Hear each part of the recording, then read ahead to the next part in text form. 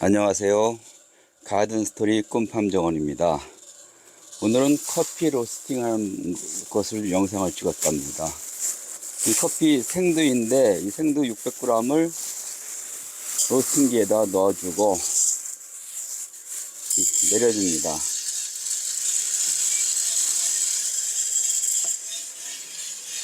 이 로스팅기는 제가 만들어서 완벽하다고 할 수 없지만 나름 커피 로스팅 하는 데는 크게 문제가 없답니다. 보통 로스팅 가스로 열을 올려서 로스팅기 내부 온도가 220도가 됐을 때 그때 생두를 투입하게 되지요.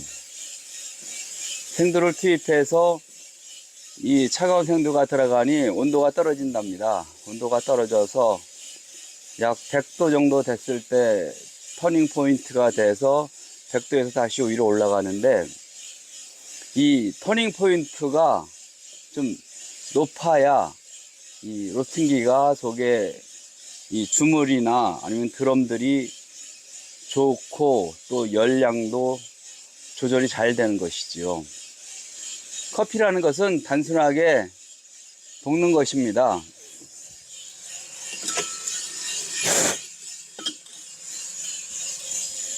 에티오피아 같은 데에서는 프라이팬에다 볶아서 내려서 먹죠. 처음에 그쪽에서는 하나의 제의식, 제사 지내는 의식으로 커피를 로스팅해서 먹었다고 하는데, 커피 로스팅의 이 과정을 이야기하면은 온도가 서서히 올라가면서 수분이 증발된답니다. 보통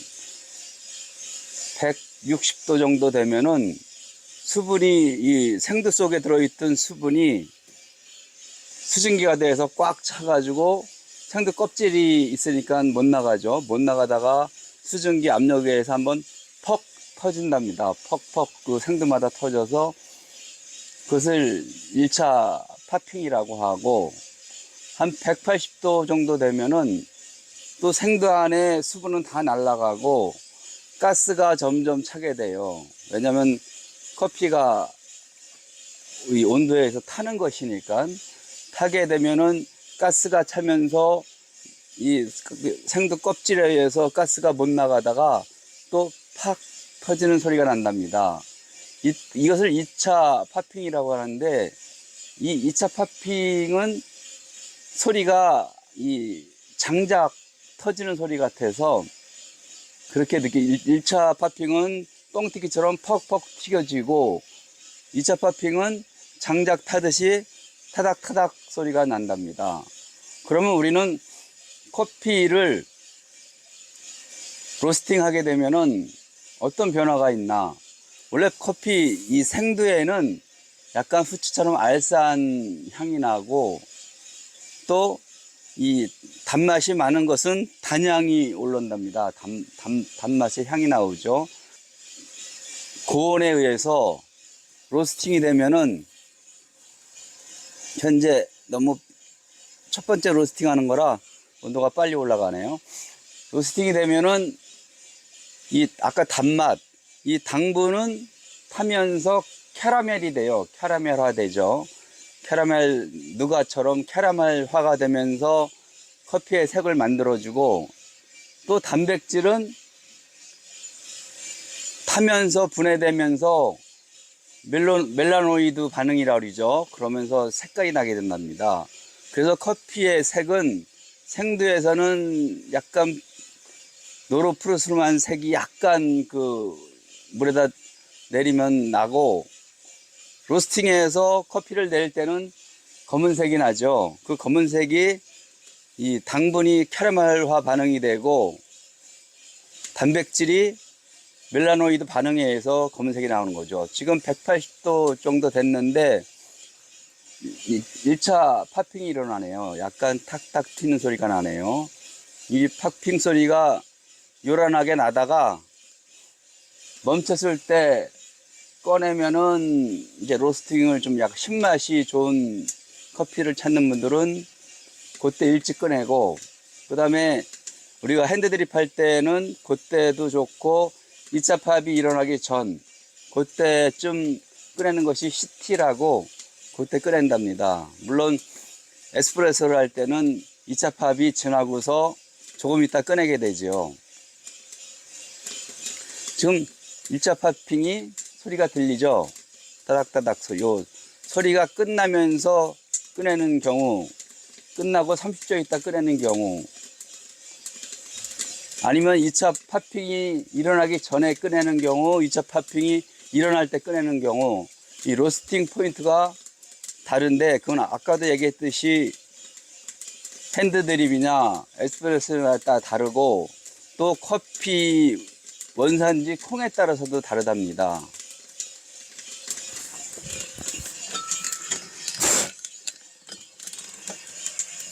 제가 만든 기계라 원두가 잠깐 걸려요. 이게 각도가 45도로 했는데 각도를 65도로 해야 원두가 흘러내려가게 되더라고요.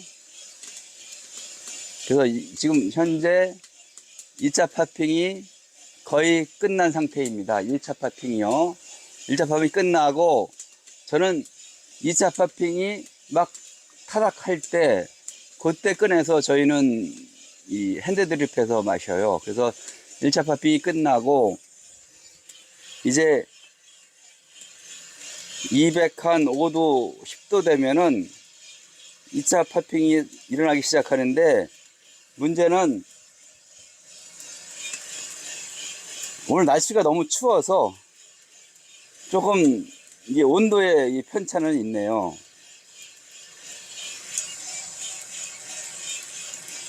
지금 2차 파핑이 일어나고 있습니다. 소리가 아주 작죠. 요때 이제 꺼내게 되죠. 바로 꺼내서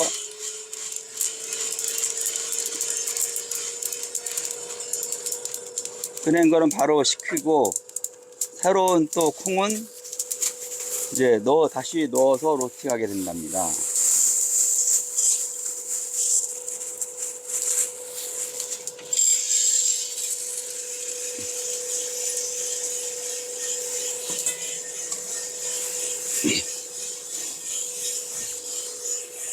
커피 로스팅은 전문가는 이 로스팅 포인트도 잘 잡아야 된답니다. 물론 가장 좋은 것은 커피 생두가 좋아야 되고, 두 번째로는 로스팅을 잘해야 되고, 세 번째로는 핸드 드립을 잘해야죠. 그걸 만약에 따진다면은 생두가 한 70% 이상 차지하고, 로스팅이 한 20% 차지하고, 뭐 핸드 드립이 한 10% 차지한답니다. 뭐 나머지는 변수겠지요.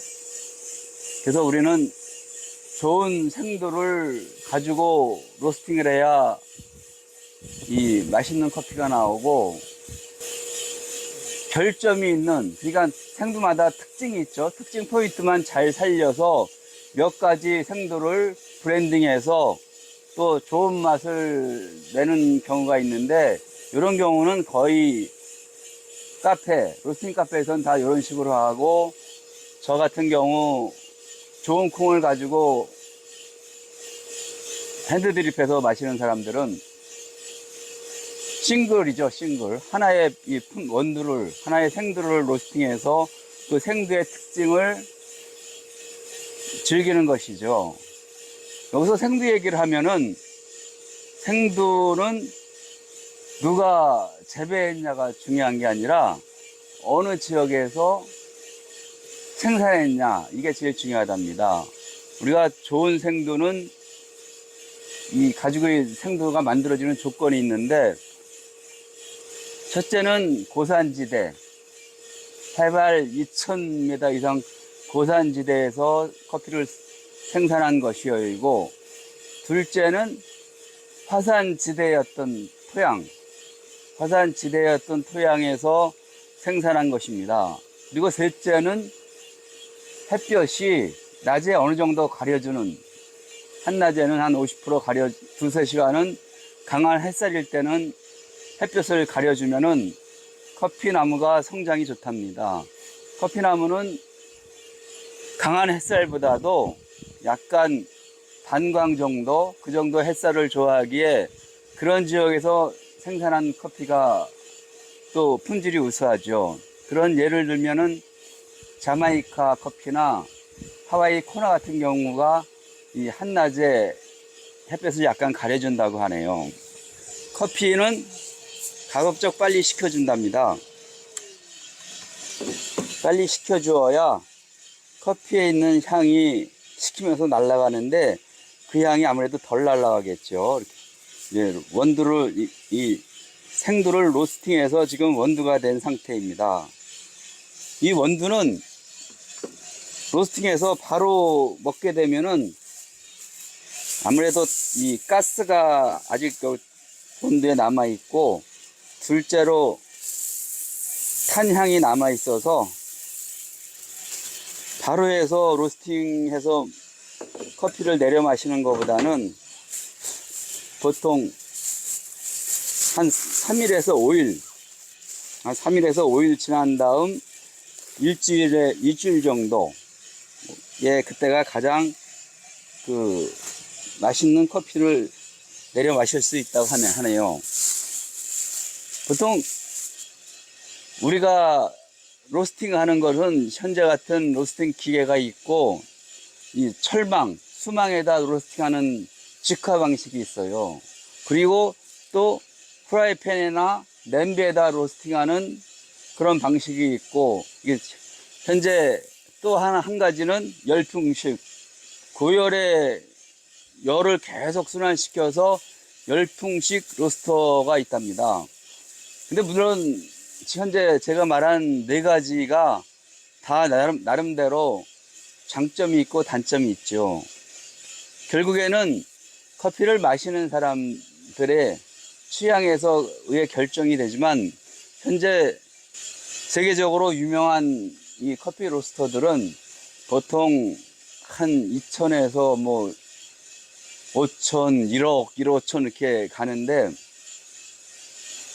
그 유럽의 그런 로스팅기 만드는 회사들은 보통 100년 정도 역사가 있어서 계속 로스팅을 하면서 좋은 점, 단점을 버리고 좋은 점만 살려가지고 로스팅기를 만들었기에 그만큼 고급이 되는 겁니다. 뭐 자동차에서 고급차들이 있듯이 마찬가지죠. 똑같이 누구나 차를 타고 달리면 마찬가지인데, 고급차는 고급차만의 뭔가가 있겠죠.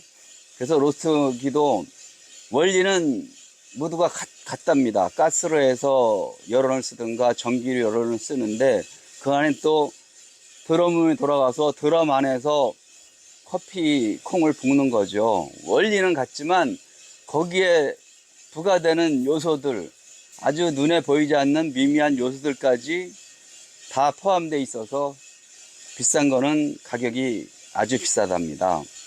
물론 요즘에는 이 컴퓨터에 대해서 원래 날씨에 의해서 로스팅의 그 차이가 많거든요. 예를 들면 비 오는 날은 습도가 너무 높아가지고 온도가 덜 올라가요. 왜냐면 습도가 로스팅기 들어가서 거기서 수분이 날아가려면 그 열을 뺐기 때문에, 그런 식으로 비 오는 날이라든가 아니면 지금처럼 추운 날, 더운 날, 이런 편차들을 전부 다 컴퓨터에 프로그램화 돼서 항상 늘 똑같이 로스팅이 되도록 그 프로그램이 잡아준답니다. 그런 것들은 아마 비싼, 아까 얘기했듯이 5천에서 1억 가는 그런 로스팅기이죠. 하지만 꿈팜 정원에서는 현재 제가 만든 이 로스팅기만 가지고도 만족한답니다. 뭐 전문가들은 이 기계는 부족하다, 당연히 말하죠. 하지만 저는 그 부족함을 최대한 적게 하면서 로스팅해서 커피를 마시고, 또 그 단점을 잡기 위해서 좋은 생두를 사서 로스팅해서 커피를 마신답니다. 물론 커피는 기호식품이기에 생두가 베트남산 같은 거, 로부스타 같은 경우에는 1kg에 뭐 4, 5천 원 하고, 보통 저의 카페에서 쓰는 생두는 1kg에 한 8천 원에서 10,000원짜리 쓰고 있어요. 저 같은 경우에는 1kg에 2만 원짜리를 주로 사서 제가 먹고 있는데, 진짜 좋은 커피는 파나마 게이샤 같은 거는 1kg에 한 250만 합니다. 물론 또 3대 커피, 자메이카 코나나, 하와이 코나나, 자메이카 블루 마운틴, 예메 모카.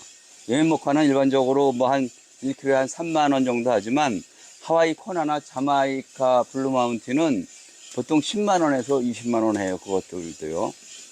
이또 우리가 호텔 가서 한 잔에 10만 원에 먹는 커피, 이거는 뭐 하와이 코나이겠죠.